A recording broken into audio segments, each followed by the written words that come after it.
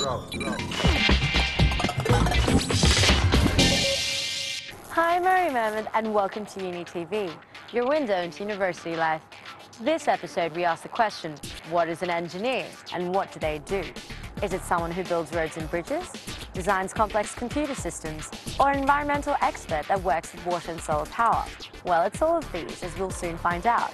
But first, let's catch up with some high school students and see what they got up to at a recent engineering challenge. Enjoy! It's said that engineering relies a lot on ingenuity, especially when the raw materials involve nothing but scrap paper, sticks, and a sagging paper plate. Trying to design a wind turbine. The task was part of the Great Engineering Challenge, to beat other Year 10 and 11 students in designing an object to a strict set of criteria. The competition can be daunting. There's so many. The results might not do much for the national power grid, but it's hoped they'll spark a new generation of engineers. What the hell's going on? Get loose!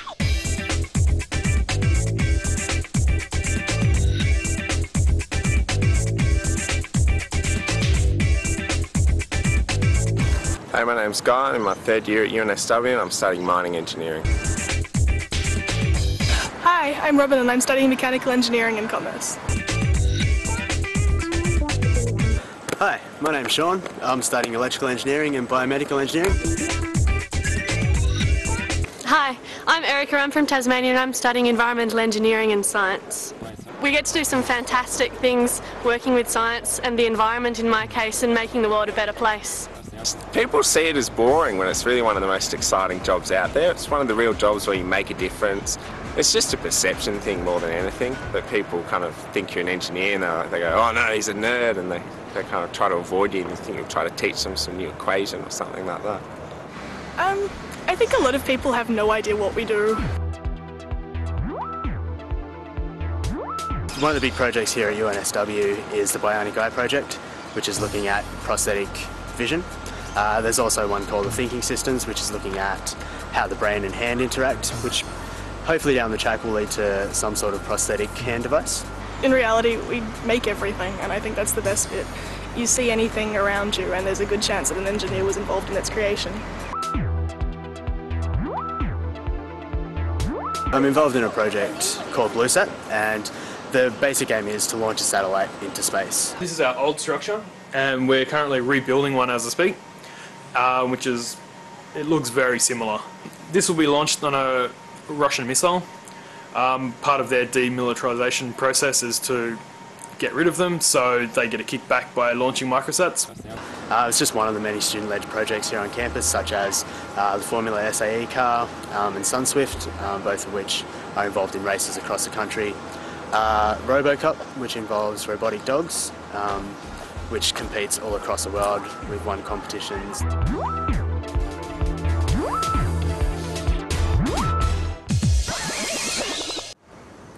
With my girlfriend here, we've had some awkward times at dinner. Just to sit there and not eat a meal. At UNSW, we've got so many clubs and societies around. It's awesome, and the one I'm involved with is Circus Suck, and so we just practice circus tricks like poi and fire twirling and acrobatics, and yeah, it's heaps of fun. Hey, how's it going?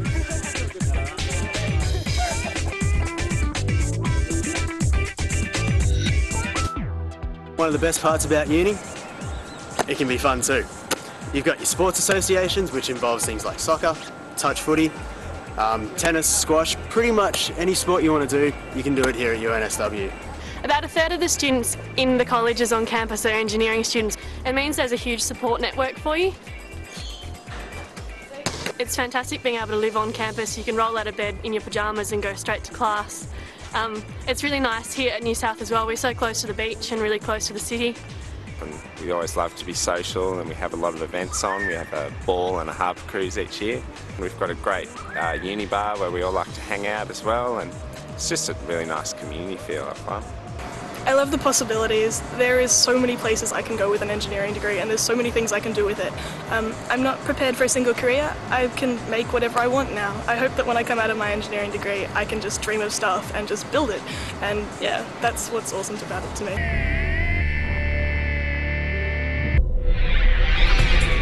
Hi, Welcome to the Robotics Lab at the School of Computer Science and Engineering. I'm Raymond Shea, Robotics PhD student. A day in the life of such a student and the robot he is working on is surprising, enlightening, and sometimes extremely frustrating. This is our latest project. It's a rescue robot. The team has been working on it for the last few years. Our aim is to create a robot that can be used for search and rescue. It will be able to enter a disaster site, say after an earthquake or landslide, search for survivors and map the site for the human rescuers to follow. One of the biggest challenges is teaching it to drive itself autonomously over rough terrain.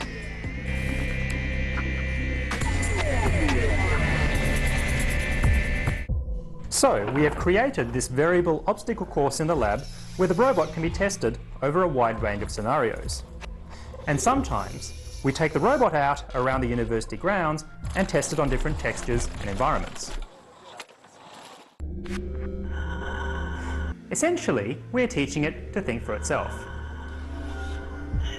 One way we do this is by recording everything that a human does and sees when operating the robot with a joystick. We then use this information to teach the robot how the human thinks when doing this task. So in essence, the robot learns to operate autonomously.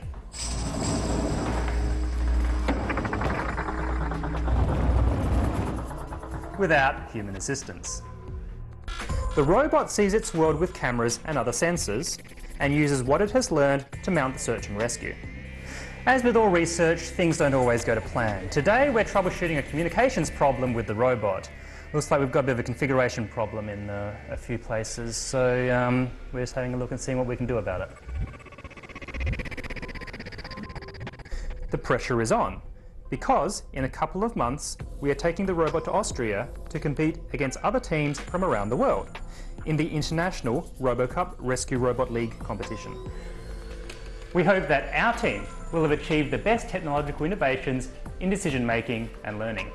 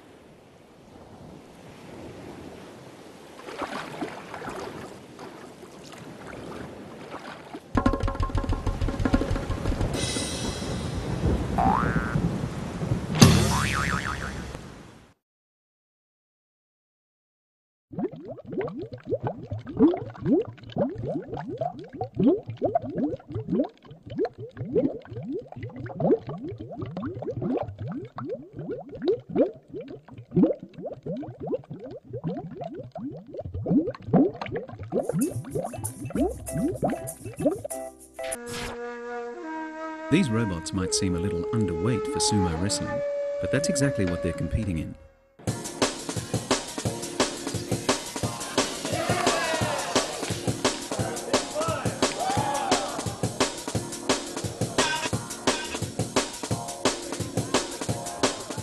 They're the creations of first-year computer science engineering students at the University of New South Wales, and this is their first major project. No, that was out. To help them get started, I gave them the plans for a simple design, the first robot they can build. And we sort of just throw them in the deep end and give them a pile of Lego and some vague instructions. Just like in real sumo, being heavy is an advantage. You grip the ground better with more weight over the wheels, and of course it's harder for the other person to push you.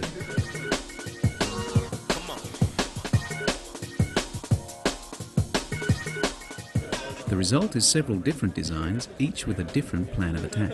This sensor right here, as you can see, it's supposed to sense our opponent's robot. So when it gets close, it will sense it and it will react to it. So basically it will push the robot all the way out of the arena. We've got these touch sensors rigged up to the side things, so if we get touched anywhere along the right-hand side or the left-hand side, the robot turns towards it. We've named that the Halo defense system. If you can find the other robot first and get them on the side where they're vulnerable, then you can win the match. The front threads here actually spin this way while in action. So when another robot comes up to us, they start lifting up and start rolling. It's actually happened in testing many times. We can get the other robots to spin over, which of course gives us a ridiculous advantage. It's not entirely no holds barred though. They weren't allowed to make hammers or missiles to try to actually destroy the other robot, but those things generally turn out not to be very effective. A simple design that just located the other robot and moved in quickly for the kill and pushed them out before the other robot could react was usually the best strategy.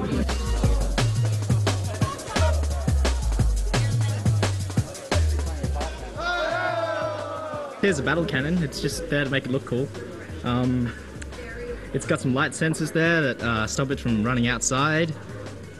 This makes it look like it has a face to try and psych out the other robots. Ready, set, go. The end result is a three-way playoff. Hey, no, get away from us. You guys kill each other, we'll just stay here.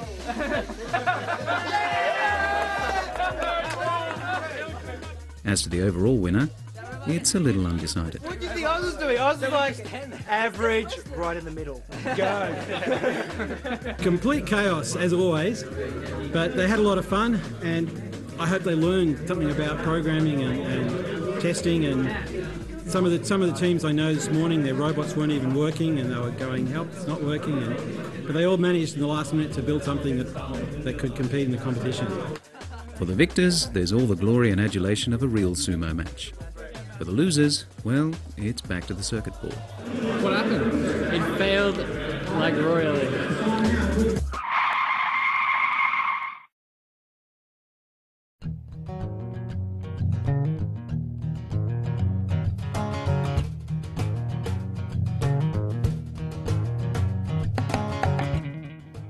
Hi and welcome to this edition of Speed Learning.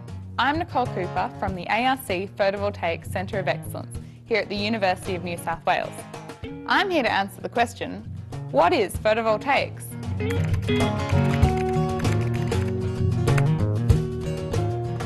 Now, it may sound like a complicated concept just going by the title, but I could break it down for you in quick and simple terms. You've probably heard of solar energy, right? The conversion of the sun's rays into energy. Well, photovoltaic cells convert the rays of sunshine into electricity, but with no moving parts, unlike a wind turbine, for example. These solar cells were once used pretty much exclusively in space, but now they're used to power people's homes, remote communities, calculators, telecommunication towers, and more. Magic, you ask? Let's find out.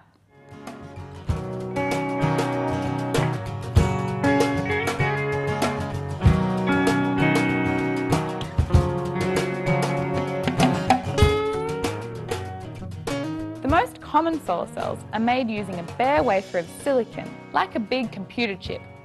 Silicon is a semiconductor material, which means that when light hits it, it knocks electrons loose, allowing them to flow freely. Where an electron is knocked free, it leaves what is called a hole, which acts like a positive charge. The silicon wafer that we start with is positively doped.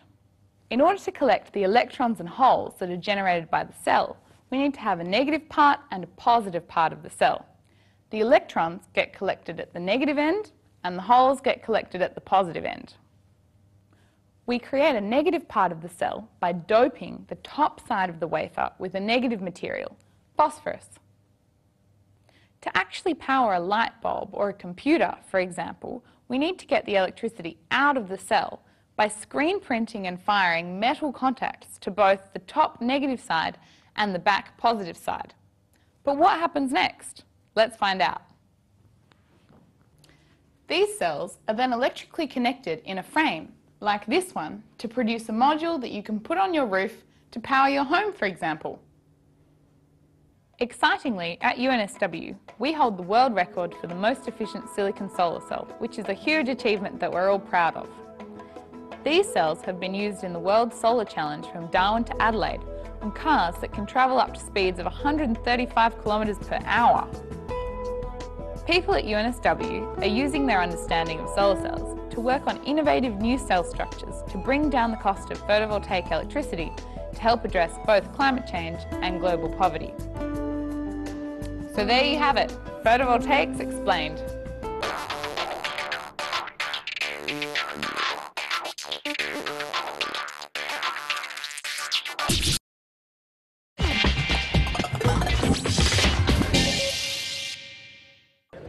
It's amazing what you can do with a packet of pasta and a pile of paddle pop sticks. We're making a bridge. These are done-on-the-run designs for a cantilevered bridge by the budding engineers of tomorrow. Only had paddle pop sticks and spaghetti and blue tack turmeric fry. The best designs are chosen based on beam length and load capacity, then stress tested with litres of water. A designer. Yeah. We're working it together. The task was part of the Great Engineering Challenge, an annual event to introduce school students to the profession. It's just a few hundred grams of carbon fibre and complex circuitry. But this tiny machine is set to have a big impact on disaster and military operations. The UNSW MAVSTAR team is at the forefront of an international race to develop a micro-aerial vehicle, or MAV, which can perform search, tracking and reconnaissance operations autonomously.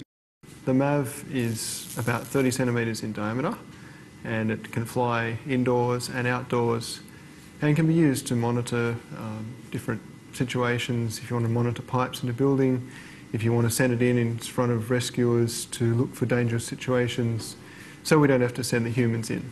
In the MAVSTAR lab, the microchopper is put through its paces in a variety of scenarios. Applications for the craft range from medical assistance to military reconnaissance. For example, in a disaster scenario, you may be able to take a small medical package into a building that's useful for somebody in there that's critically injured.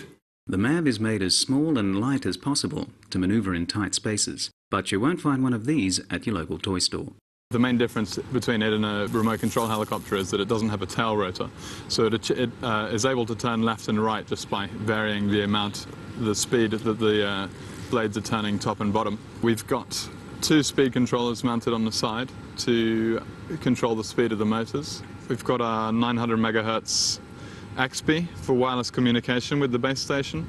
There's a gyro which detects the rate at which the MAV is turning and compensates for that.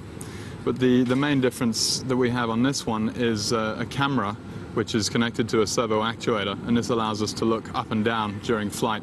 And so we can actually see from the base station what the MAV is seeing during flight. And just like its full-sized counterpart, flying this aircraft isn't as simple as it looks. It's like trying to balance a marble on the top of a plate, and it just doesn't want to stay still by itself. It's always rolling in one direction, and you've got to give tiny little corrections in opposition to the direction that it's rolling. Finessing the movement is crucial to success in international competitions where MAV research is showcased. MAVSTAR has successfully contested events in India and more recently the United States, where the highs and lows of competition were found to be all too literal. We were 100% successful on one of our initial runs, so we decided that we'd go out on a limb and try this tele-operated mode. So I was not in sight of the microaerial vehicle. I was just looking at a TV and facing the opposite direction. And it went, I suppose you could say. It went straight into a pole and smashed into a lot of pieces. We've established that this thing can be flown by a pilot in direct sight. We've also established that it can be flown by a pilot not in direct sight with limited success. The next step is then going to be learning to fly this thing without any pilot intervention whatsoever. We have had interest from a company that was looking to complete a contract to inspect power lines.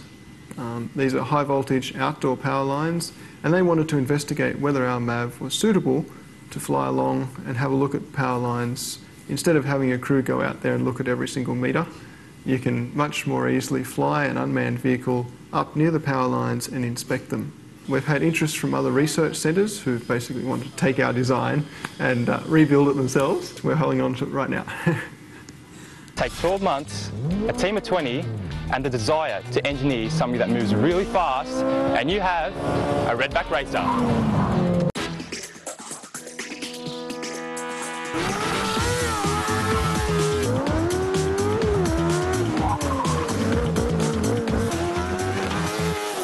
Hi, I'm Tony Sporowski from UNSW's Redback Racing.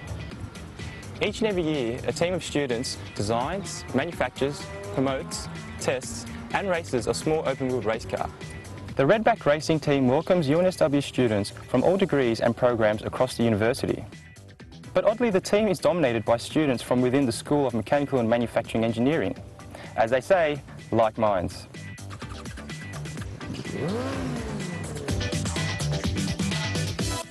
Like the technology that drives it, the study of engineering at UNSW is constantly evolving and advancing. And being on the Redback racing team gives students really practical, hands-on engineering experience.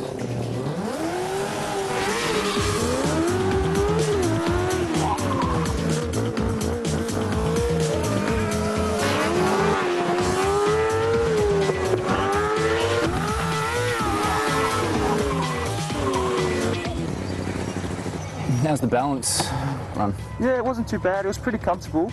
There was a bit of initial understeer on the turn-in on a lot of the mid to fast end corners. Yep. Apart from that, mid-corner and exit were fine. The car held pretty neutral. No dramas. We might just try a little bit more roll stiffness on the front end. Just put a little bit more anti-roll bar on it. If the ride's good, then we'll keep the springs and tyre pressures the same. Yep. Looks like the wear on the tyres is all right. That's pretty neutral across the tyre. And of course, there's the ultimate chase, the potential thrill of winning. Once the machine is built, all that is left is the race. Every year, a newly designed and built Redback racer is entered into the Australasian Formula SAE competition.